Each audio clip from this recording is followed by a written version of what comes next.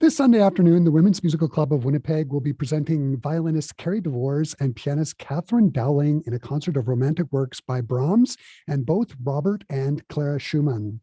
This is the first live concert that the Women's Musical Club of Winnipeg has had in a long while, since the beginning of the pandemic lockdown, and the WMC could not be more thrilled to be presenting these two amazing artists. The concert is at 2:30 at Fort Garry Mennonite Brethren Church at 1771 Pembina Highway this Sunday and can be seen live or live streamed for $20. Here to tell us more about the concert, I am joined here over Zoom by violinist Kerry DuWors and pianist Katherine Dowling. Hey, Kerry, and Katherine, nice to have you here over Zoom. Hello, good afternoon, and thank you very much. Mm-hmm. Hi, thank you so much. So I always ask this question now that things are sort of easing up and more concerts are happening.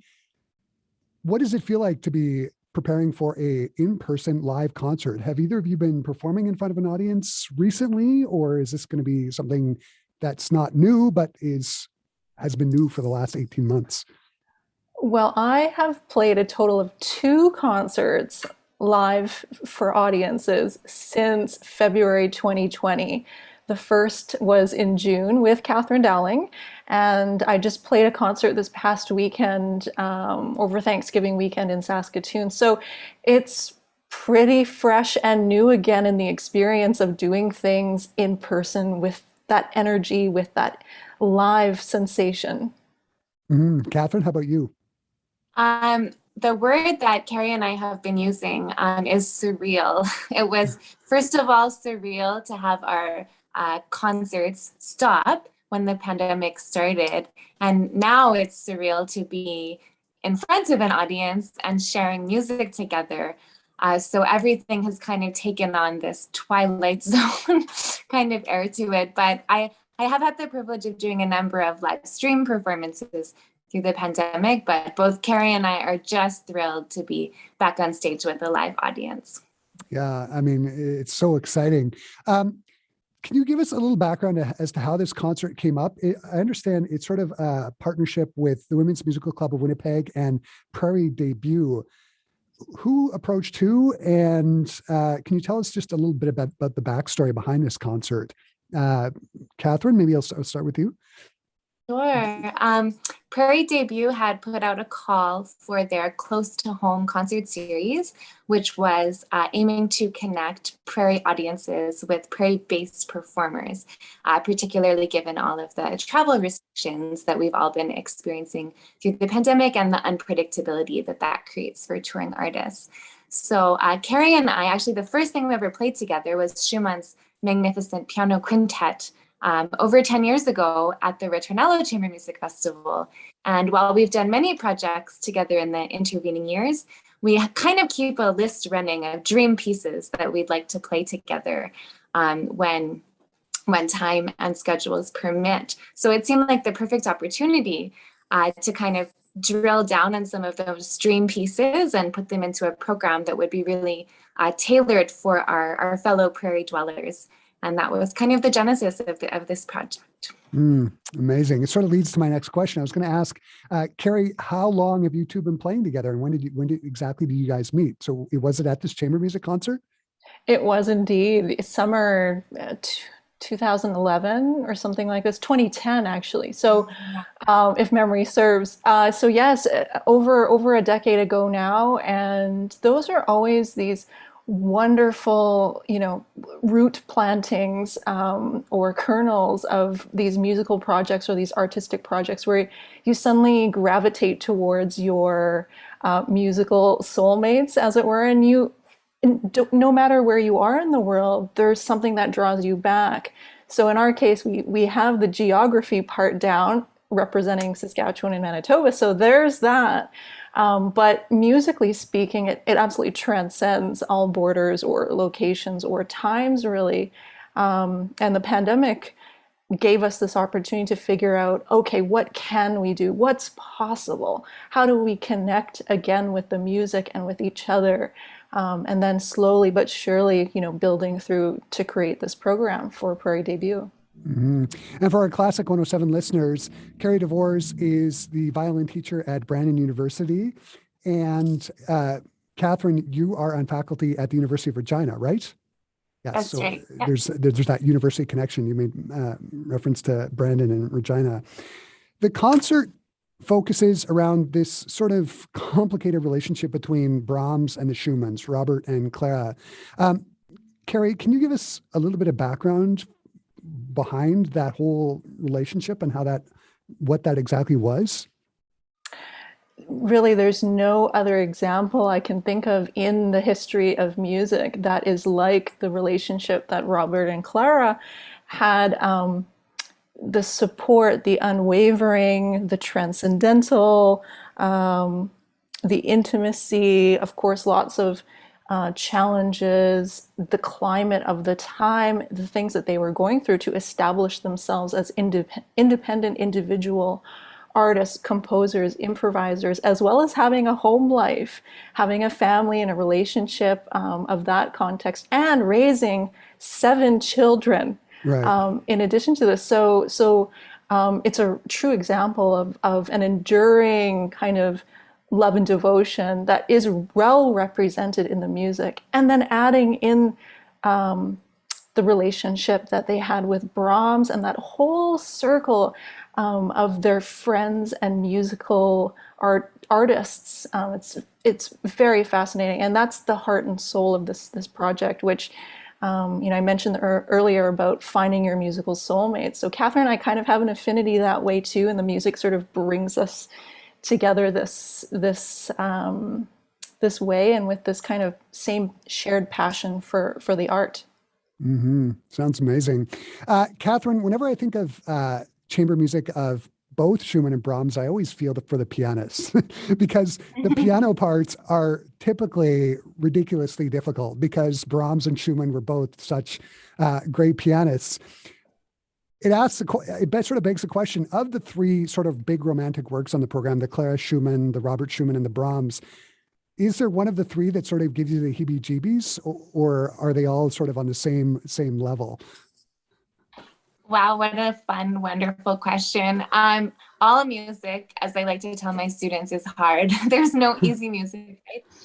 I would have to say the Schumann, Robert Schumann, he was not a pianist of the same, obviously, ability and career as Brahms, much less of his wife, who was, of course, the first ever great concert artist at the piano.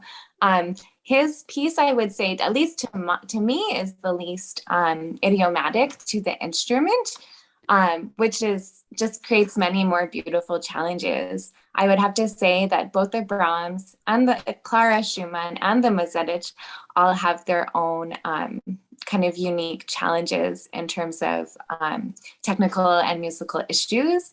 But yes, certainly each one presents a whole host of opportunities to improve my abilities as a pianist. That's for sure. It's putting it mildly. I mean, yeah, the parts are so dense. Kerry, both Brahms and Robert Schumann wrote 3 violin sonatas, which sort of leads to the question, why did you pick Brahms' second sonata and Schumann 1? What is it about these 2 sonatas that you found so fascinating? One could take a very academic approach with the answer, but I'll just go directly to the fact that this second Brahms sonata in A major is the one that is the most generous, gracious, friendly. There is a word amabile in the very opening first movement, and that's essentially just the opening of the heart to your friends.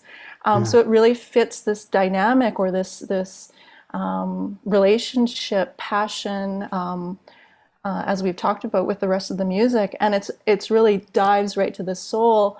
And on the outset too, it's one of the most simplest ones in terms of the form, but there's always the complexities that lie within, which is also part of the program. Mm-hmm. It's amazing. You made mention of it earlier. There is sort of a piece that is different than the Brahms and the Schumann. You're going to be doing a piece by Maria Mozartich. Can somebody talk about this piece? I don't know it. Give me background and maybe describe to the audience what it's like. Kerry or Katherine, who wants to go first? Sure. Yeah, absolutely. Well, I'll have Kerry chime in after I share my thoughts too. This piece was commissioned for the Montreal International Competition in 1985. And it is incredibly violinistic. And I think when many of us think of Mezadich, for those of us who have the privilege of being familiar with his music, we typically really admire and love the kind of lush romantic sound, as well as the kind of minimalist aesthetic, minimalist tools. Having a partnership of those two kind of compositional approaches is really satisfying, really cinematic. We thought the title of this piece in particular, L'Esprit Chantant, the singing spirit, that really spoke to what it was that we were trying to kind of harness in this program. Everyone has been so kind of locked inside and closed off from human experiences, from human connection. And we all have this something inside of us that's really longing to sing out. And certainly that ties in so beautifully with the Sehnsucht, this yearning that is so typical of romantic music.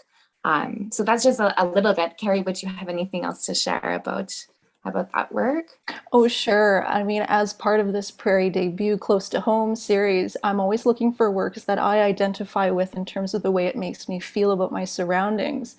And because this was a program that was born out of the lockdown, where we're really exploring what it means to stay home, I found myself traveling while I was listening to Marianne Mozetich's L'Esprit Chantant, because it reminded me of driving in the open spaces on the prairies.